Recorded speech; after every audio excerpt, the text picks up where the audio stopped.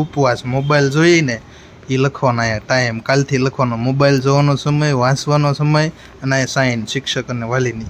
બોલો દેવાભાઈ, કાલથી પછી હવે મોબાઈલ જેટલો જોશો ને એ અહીંયા ટાઈમ લખવાનો છે. હવે મોબાઈલ નહીં જો તો 0 મમ્મી લખ નાખશે. હા, મોબાઈલ નહીં જો ને તો 0 લખી નાખશે, પણ મોબાઈલ તો આપણો વિડીયો જોવાનો છે એટલે જોવાનો જ છે.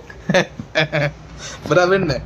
તો ભાઈ આપણો વિડીયો ને એવું અપલોડ થાય એટલે દેવાભાઈ જોવે એટલે આમાં એ ટાઈમ લખશે કે એટલે ટાઈમ મેં મોબાઈલ જોયો. બરાબર ને દેવા?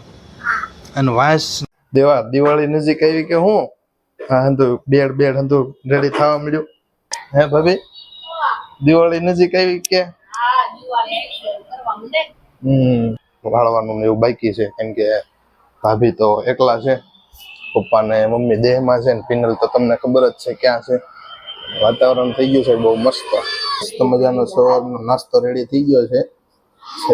સાંજના ભજીયા, માખણ, ભાખરી અને આ મમરી મસ્ત. જો 9 વાગી ગયા છે ને મસ્ત મજાનો તડકો ને એવું પણ આવી ગયું છે. વાતાવરણ થઈ ગયું છે એકદમ મસ્ત. દેવા વિડીયો આવ્યો આપણો?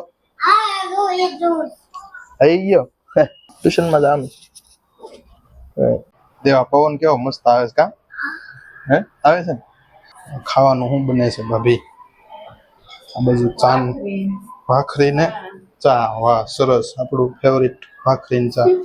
ચાન ભાખરી હોય એટલે આપણે બીજું કઈ ન જોઈએ. ને આ બાજુ દેવાભાઈ લેશન કરે છે. 10 વાગ્યા તો હજી કામ ચાલુ જ છે. 4-5 જણા છે. આ બાજુ દેવાભાઈ ને હજી લેશન ખૂટ્યું નથી. સુઈ જવાનું છે? તો ગુડ નાઈટ કહી દે બધાને. Good night. દેવા તરફથી ભાઈ ગુડ નાઈટ. મારે તો એડિટિંગ ને એવું ઘણું બધું બાકી છે.